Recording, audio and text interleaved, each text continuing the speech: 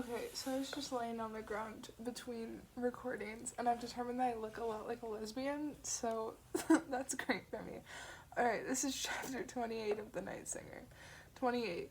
Her hand paused above the doorbell. It was just 2 days since Hannah had last tried to ring it, and it hadn't worked. She felt a sudden sorrow at the passing of time. All the years she and Rebecca had been friends, from the organized playdates of early childhood to their teens when they had gone around to each other's houses almost every day. They had never bothered to knock back then, simply opening the door and charging inside. Both were almost always home alone.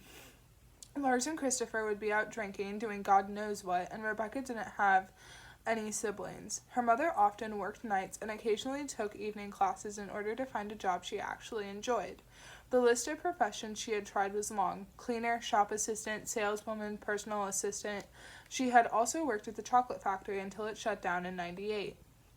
Hannah knocked instead, firmly, a meaningless protest at how everything had turned out. She waited a few seconds, then opened the unlocked door. Rebecca was almost there. "How are you doing?" The answer came in a form of a despairing, sobbing cry, and Hannah wrapped her arms around her. "Let's sit down." Hannah led Rebecca over to the sofa in the living room. It may have been unnecessary given the state her friend was in, but she had used the question as a way of piercing a hole. She wanted Rebecca to be able to offload some of the pain welling up inside her. "Is there anything you can tell me?" Rebecca pleaded once she had composed herself somewhat. About the investigation, you mean?" Rebecca nodded. Hannah knew she shouldn't, but she didn't want to disappoint her again. "Axel wasn't on Oland when the murder took place." "So it wasn't him?" "No. He had enough money to pay someone to do it, of course, but Hannah doubted that was what had happened. He didn't have a motive, and planning your own child's murder was very different from beating them to death because, for some terrible reason, you were so angry you couldn't stop yourself." The news made Rebecca sob again, but her tears were different this time, quieter. She didn't ask any more questions, and Hannah was grateful for that. Sanju would likely tell her what Fanny had done to Molly, but her mother-in-law didn't know about the interaction between Fanny and Joel, about the threat she had sent the meeting in the woods. "Why?" Rebecca sobbed. "I just don't understand why someone would want to do this to Joel, of all people." "Neither do I." Hannah rubbed her friend's back, feeling all the years that had passed, shapes that had filled out. Rebecca had always been so thin during their teens. Hannah felt a sudden sense of longing pulse through her, both for what she and Rebecca once had, and for what Fabian had meant to her. Someone to touch and be touched by.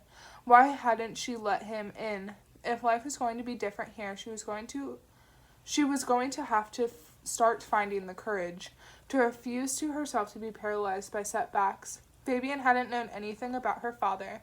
She had told her previous boyfriend, and he hadn't been able to handle the news, interpreting everything she said and did differently afterward.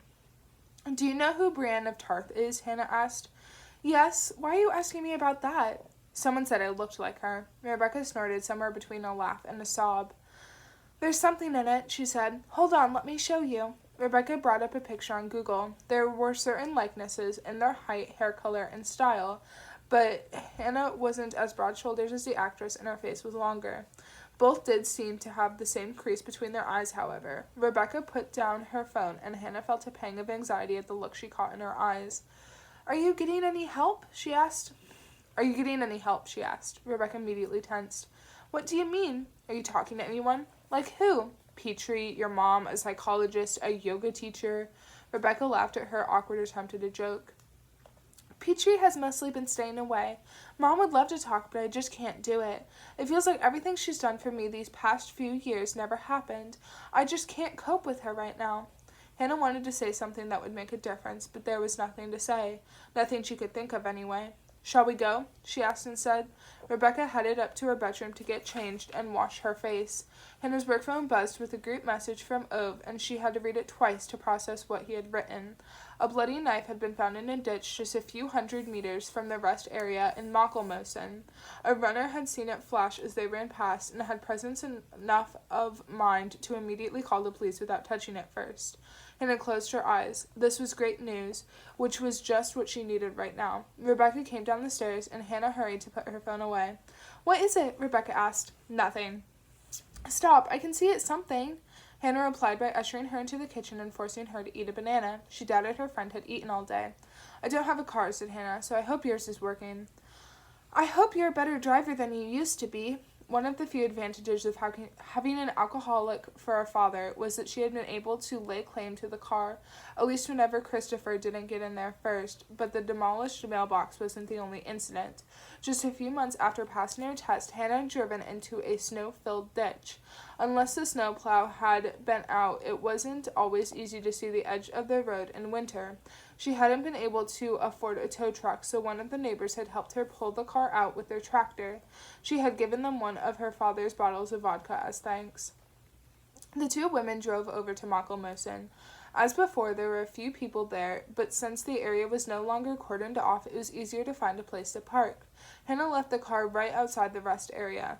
There had been candles and flowers there on her last visit, but they had since been removed. Rebecca gripped her arm, clutching it so hard that Hannah grimaced. "I don't know if I can do this." "You don't have to," said Hannah, "but I think it could be good for you. Let's stay here for a minute, then we can see how you feel." They sat in silence for a moment. Axel's words came back to Hannah. "You of all people should know that," hinting that Rebecca had lied to her. "Did you talk to Axel about me?" Hannah asked. "What do you mean?" Hannah hesitated, reluctant to repeat what Axel had said. "Come on," said Rebecca. "Axel said you didn't like me." Rebecca stared at her with a look of shock and anger before opening the door and climbing out. Hannah hurried after her, following her into the rest area. She wanted to apologize, but couldn't make the words come out. Why had she asked about Axel here? When it came to Rebecca, her defenses had always been weaker. There were now considerably more flowers and candles than there had been the day before, clustering up against the wall where Joel had been slumped.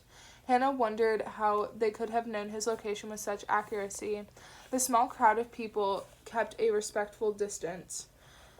Had they done this for Esther too, the woman her father had murdered? He claimed she had fallen and hit in her head, that was what had killed her, but it didn't fit with her injuries. The candles flickered in the breeze. The wall was providing some shelter, but a couple had already blown out. The remaining flames couldn't manage to light up the gray afternoon, and the faces all around them were bathed in shadow. The gray haze felt compact out in the middle of the Alvar. It no longer seemed living. It was dead, and that was, if possible, even more threatening. "I should have brought something," said Rebecca. "Drop that right now." "But no." Rebecca bit her lower lip, only just managing to hold back the tears. A few heads turned in their direction, but they quickly looked away when they realized who she was. Hannah scanned the crowd for the blonde woman, but she couldn't see her anywhere. Still, she took out her phone and snapped the crowd as discreetly as she could. It was